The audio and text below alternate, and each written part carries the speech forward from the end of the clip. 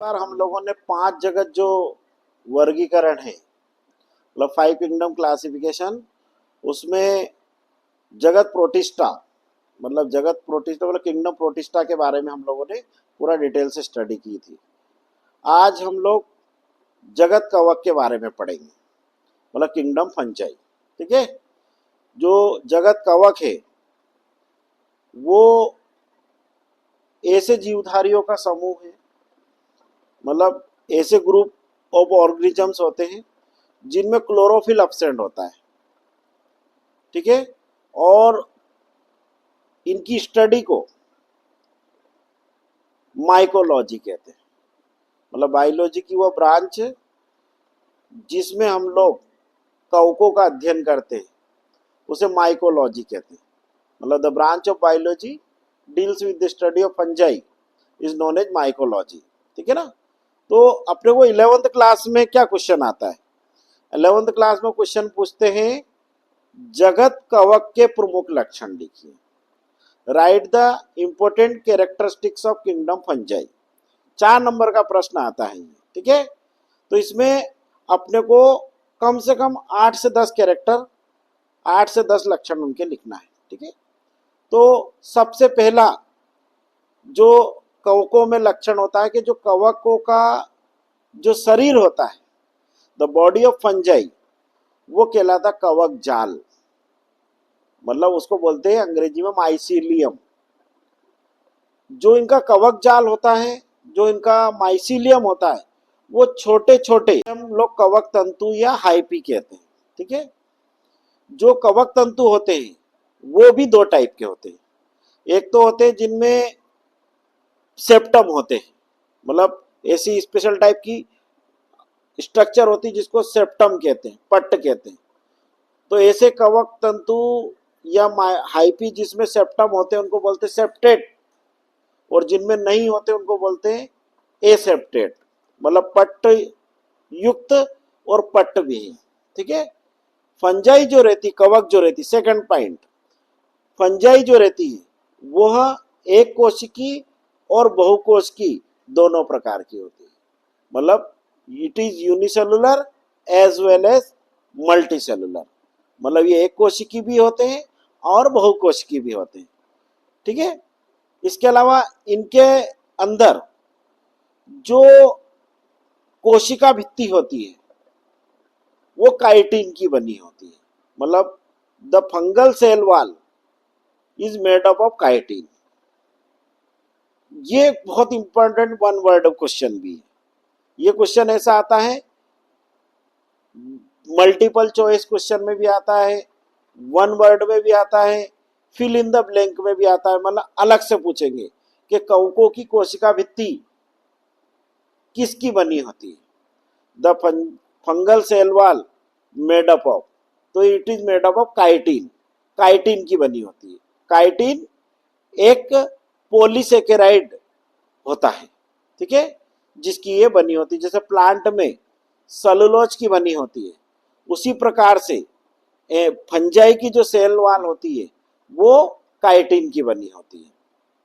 इसके अलावा जो फंजाई की जो सेल रहती है उसमें जो भोजन रहता है, जो फूड रहता है, वो ग्लाइकोजन के रूप में स्टोर होता है। काय के रूप में स्टोर होता है? ग्लाइकोजन के रूप में। और ग्लाइकोजन भी एक पॉलीसेकेराइड शुगर है, पॉलीसेकेराइड शर्करा है। जैसे स्टार्च होता है वैसे ही ग्लाइकोजन होता है। तो इनमें फूड स्टोर होता है ग्लाइकोजन के रूप में। ठीक है, इसके अलावा जो फंजाई रहते हैं इनमें विषम पोषी पोषण होता है। मतलब हेट्रोट्रोपिक टाइप का न्यूट्रिशन होता है, और उसमें फिर ये तीनों टाइप के होते हैं विषम पोषी में।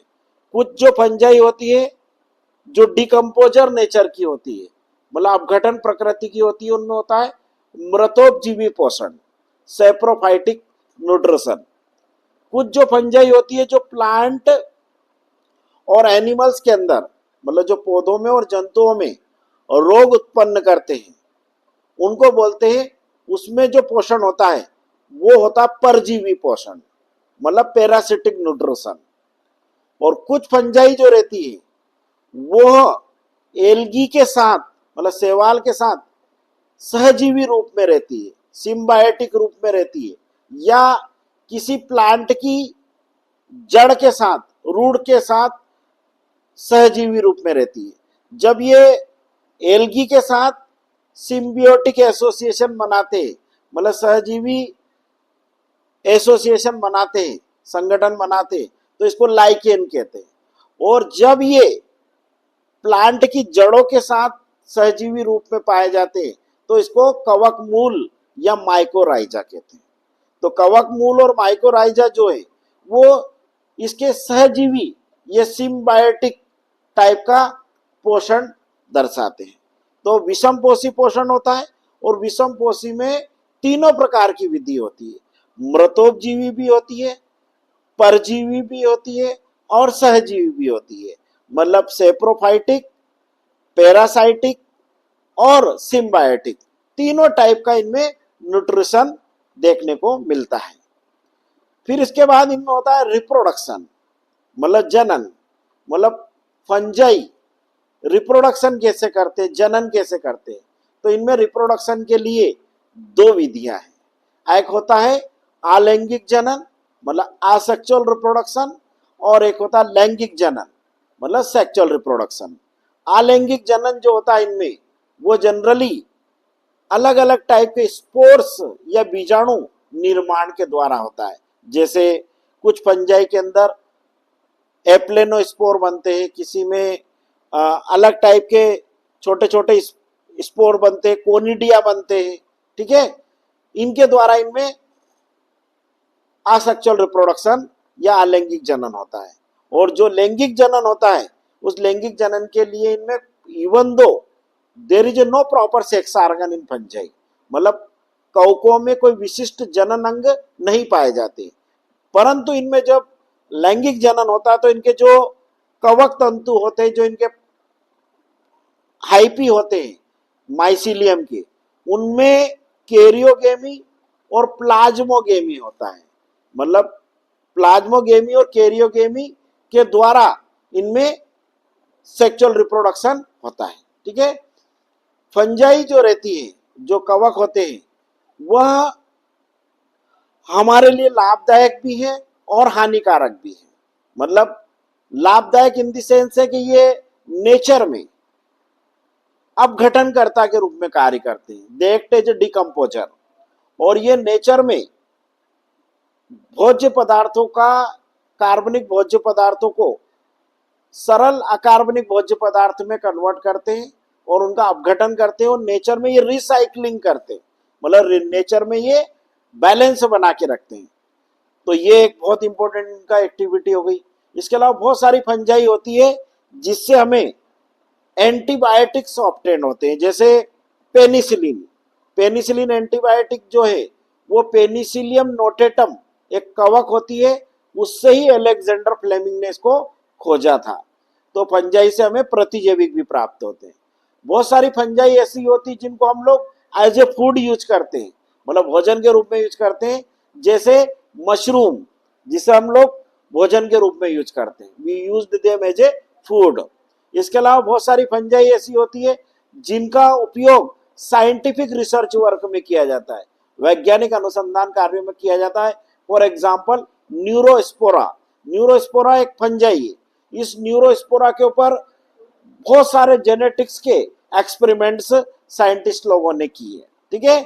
इसके अलावा बहुत सारी फंजाई जो रहती है वो सिम्बायोटिक रूप में रहकर नाइट्रोजन का फिक्सेशन भी करती, मतलब नाइट्रोजन का स्थिरीकरण भी करती, जैसे माइकोराइजा, ठीक है ना। इसके अलावा आपका एल्गी, ये जो लाइकेन है, ये लाइकेन भी हमारे लिए यूजफुल होती है। इनको हम लोग मसाले के रूप में यूज करते हैं, एसिड बेस इंडिकेटर के रूप में यूज करते हैं।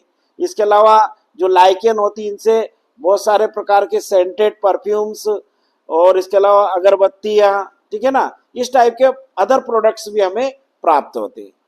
ऑन द अदर हैंड हम बात करते हैं इनके हानिकारक क्रियाएं क्या है, तो फंजाई हमारे लिए बहुत हार्मफुल भी है।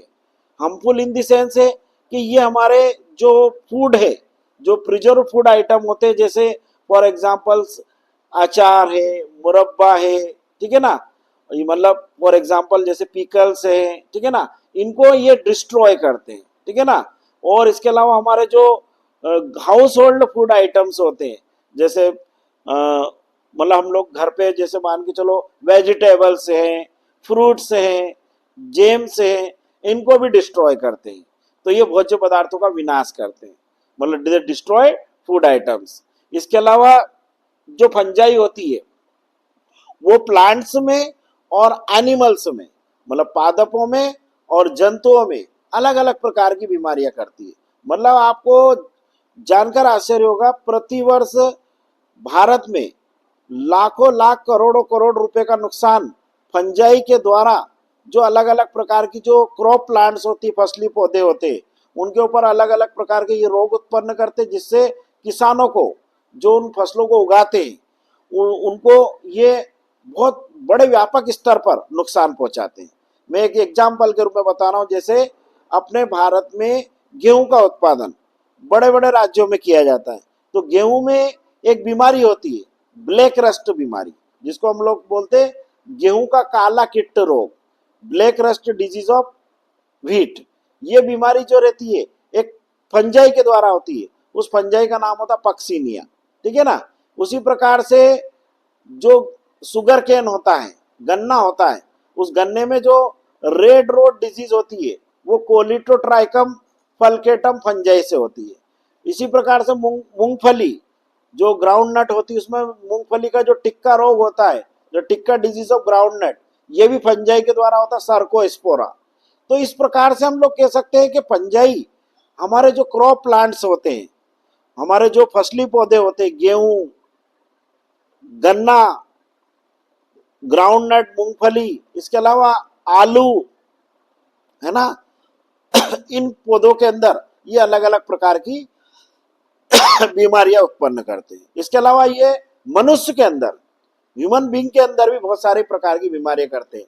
जैसे बहुत एक कॉमन डिजीज होती है फंजाई के द्वारा, वो हम लोगों को और आप लोगों को भी हुई होगी, एक रिंग वर्म होता है, जिसको हम लोग सिंपल लैंग्वेज में दांत खाज खुजली कहते हैं, वो फंजाई के द्वारा होती है, ठीक है। इसके अलावा अभी कोविड के समय एक आप बहुत कोविड के साइड इफेक्ट के रूप में एक डिजीज आई थी, वो फंजाई के कारण ही हुई थी। उस बीमारी का नाम था, आंखों में कालापन हो गया था, वो म्यूकर माइकोइडिस जो एक फंजाई होती है उसके द्वारा होती थी, फंगस डिजीज ऑफ आइस, ठीक है। तो इस प्रकार से हम कह सकते हैं कि ये हमारे लिए यूजफुल भी है और हार्मफुल भी है। इसके अलावा जो फंजाई होती है उनमें जैसे ईस्ट, ईस्ट एक कवक होती है जिसका साइंटिफिक नेम होता है सेक्रोमाइसिस सिरेविसी। इस फंजाई का उपयोग बेकरी इंडस्ट्रीज में, इसके अलावा शराब उद्योग में, अल्कोहल फर्मेंटेशन में इसका यूज किया जाता है। इसे बेकरी आइटम्स, इसके अलावा इसे शराब का उत्पादन किया जाता है और इसका साइंटिफिक नेम होता है सेक्रोमाइसिस सिरेविसी। ये भी बहुत पूछते हैं, ठीक है। तो ये फंजाई के कुछ इंपॉर्टेंट कैरेक्टरिस्टिक्स थे। एक बार मैं पूरे आपको पूरा टू द पॉइंट एक बार बहुत सरल तरीके से, जो अपने को 11th में के लिखना है, छोटे छोटे पॉइंट बना के एक बार डबल समझा रहा हूं। पहला पॉइंट, कवकों का शरीर कवक जाल कहलाता है। The body of fungi is known as mycelium.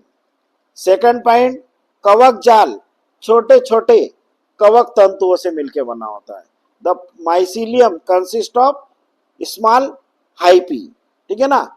इसके अलावा जो फंजाई होती है, इनकी जो कोशिका भित्ति होती है, मतलब the cell wall of fungi chitin की बनी होती है। भोज्य पदार्थ ग्लाइकोजन के रूप में संचित होता है। Food is stored in the form of glycogen. इसके अलावा इनमें रिप्रोडक्शन, जनन दो विधियों द्वारा होता है, अलैंगिक और लैंगिक। अलैंगिक जनन कोनिडिया द्वारा होता है और लैंगिक जनन कैरियोगेमी और प्लाज्मोगेमी द्वारा होता है, ठीक है। इसके अलावा इनके अंदर जो पोषण होता है, न्यूट्रिशन होता है, वो विषम पोषी, मतलब हेटेरोट्रोपिक टाइप का न्यूट्रिशन होता है, विषम पोषी प्रकार का पोषण होता है। इसके अलावा जो फंजाई होती है ये हमारे लिए यूजफुल भी है और हार्मफुल भी है, मतलब हमारे लिए लाभदायक भी है और हानिकारक भी है। ठीक है, इसके अलावा मोस्ट ऑफ फंजाई जो रहती है वो हम नेचर में डिकम्पोजर या अपघटन कर्ता के रूप में कार्य करती है और रिसाइकलिंग करती है न्यूट्रिएंट्स का, मतलब पुनर्चक्रण करती है पदार्थों का।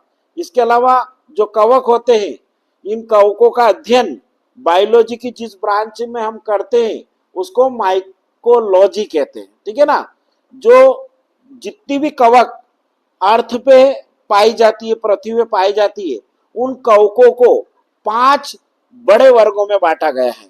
मतलब किंगडम फंजाई ये classified into 5 classes, 5 major classes है इनकी, और उन 5 क्लासों में अलग अलग टाइप की फंजाई को रखा गया है। ठीक है ना, तो इनका जो वर्गीकरण है वो 5 क्लास में किया गया है। वो 5 क्लास कौन कौन सी है देखें आप लोग ध्यान से। पहली जो क्लास है वो क्लास है फाइकोमाइसिटीज। इसका सबसे बेस्ट एग्जाम्पल है फाइटोप्थेरा इन्फेस्टेंस, पूरा नाम होता है इसका, जो आलू में उत्तर भावी अंगमारी रोग करता है, अर्ली ब्लाइट या लेट ब्लाइट इन पोटैटो। फिर उसके बाद होती सेकंड क्लास जाइगोमाइसिटीज। इसका एग्जाम्पल है राइजोपस। ये राइजोपस को हम लोग ब्रेड माउल्ड भी कहते हैं। ठीक है, और उसके बाद होता है म्यूकर। ठीक है, ये 2 इसके एग्जाम्पल है। फिर तीसरी क्लास है एस्कोमाइसिटीज। इसका बेस्ट एग्जाम्पल है ईस्ट, जिसको हम लोगों ने अभी मैंने बताया था, बहुत पूछते हैं एल्कोहलिक फर्मेंटेशन में, मतलब एल्कोहलिक किण्वन में ये इसका उपयोग किया जाता है, बेकरी उद्योग में इसका उपयोग किया जाता है, और इसका साइंटिफिक नेम होता है सेक्रोमाइसिस सिरेविसी। इसके बाद होता है इसका एक एग्जाम्पल और है एस्परजिलस। ठीक है, फिर उसके बाद चौथी क्लास जो है, चौथी क्लास है बेसिडियोमाइसिटीज। इसका बेस्ट एग्जाम्पल है पक्सिनिया ग्रेमिनिस ट्रिटिसाई, जिससे आलू में ब्लैक रस्ट डिजीज होती है, मतलब काला कीट रोग होता है गेहूं के पौधों में। उसके बाद 5वीं क्लास है ड्यूटेरोमाइसिटीज। इसको फंजाई इम्परफेक्टाई भी कहते हैं, अपूर्ण कवक भी कहते हैं। और इसके अंदर इसका सबसे बेस्ट एग्जाम्पल है कोलिट्रोट्राइकम फल्केटम, जो गन्ने में लाल सड़न रोग उत्पन्न करती है, causes red rot disease in sugarcane. इसके अलावा इसका एक और एग्जाम्पल है सर्कोस्पोरा पर्सोनेटा, जो मूंगफली का टिक्का डिजीज करती है, tikka disease of groundnut. तो ये 5 बड़ी क्लासेस है किंगडम फंजाई की, जगत कवक की।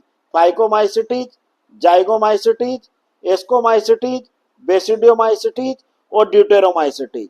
इसमें अलग अलग टाइप की फंजाइज को इंक्लूड किया गया है। ठीक है ना, और फंजाई जो है इन सब का पूरे का अध्ययन बायोलॉजी की जिस ब्रांच में हम करते हैं उसे माइकोलॉजी कहते हैं, जो अपने आप में एक बहुत बड़ा साइंस है। मतलब यूं मान के चलना कि फंजाई की इतनी स्पीसीज है कि इनके ऊपर ना जाने कितनी रिसर्च की गई है, ना जाने कितने साइंटिस्ट लोगों ने इनके ऊपर एक एक फंजाई के लाइफ साइकिल को खोजा है, उनके बारे में बताया है। ठीक है, और फंजाई जो है वो फंजाई जो किंगडम फंजाई है, इसका जो 11th क्लास में जो क्वेश्चन आएगा, वो 11th क्लास में क्वेश्चन आएगा जगत कवक के प्रमुख लक्षण लिखिए, right the important characteristics of kingdom fungi. ठीक है ना, तो उसमें मैंने आप लोगों को जो 8-10 जो इंपॉर्टेंट कैरेक्टरिस्टिक्स बताए वो बता देना। ठीक है ना, वो लिखना है अपने को कि इनका जो बॉडी होती है उसको कवक जाल कहते हैं,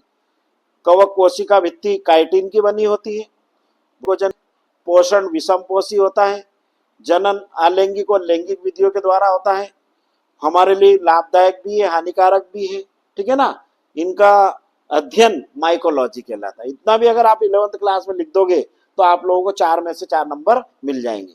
और 1 वर्ड क्वेश्चन इसमें से जो जनरली बेसिकली जो पूछते हैं वो ये क्वेश्चन पूछते हैं, कवकों की कोशिका भित्ति, द सेल वाला fungi is made up of, कवकों की कोशिका भित्ति किस पदार्थ की बनी होती है, तो उसका नाम होता है काइटिन। ठीक है, तो ये अपना जगत कवक इंसार्ट हो गया। ठीक है ना, और इसके बारे में अपन डिटेल से स्टडी करेंगे एक एक क्लास के बारे में, कि इन क्लास के अंदर जो अलग अलग टाइप की फंजाई है, ठीक है ना, उनका क्या क्या सिग्निफिकेंस है, कैसे उनकी लाइफ साइकिल होती है, ठीक है ना, वो हम लोग अगले जो लेक्चर से उनमें पढ़ेंगे। बट अभी अपने को जो 11th के बेसिस पे अगर अपन पढ़ें तो 11th के हिसाब से ये इनफ है, क्योंकि अपनी एनसीईआरटी की बुक में भी केवल फंजाई किंगडम, फंजाई के कैरेक्टरिस्टिक्स दे रखे और उनका क्लासिफिकेशन दे रखा है, और क्लासिफिकेशन विथ एग्जाम्पल, ठीक है ना, मतलब वर्गीकरण उदाहरण सहित, ठीक है ना। और एक दो फंजाई के बारे में दे रखा है डिटेल से, तो वो अपने को अलग से याद करना है, ठीक है। अब इसके बाद हम लोग अगला जो किंगडम है, वो हम लोग अगला किंगडम, पहले अपने 3 किंगडम हो चुके हैं, मोनेरा, प्रोटिस्टा, फंजाई। अब अगला किंगडम हम लोग पढ़ेंगे प्लांटी, मतलब जगत पादप, ठीक है ना, वो हम लोग कल पढ़ेंगे। All the best.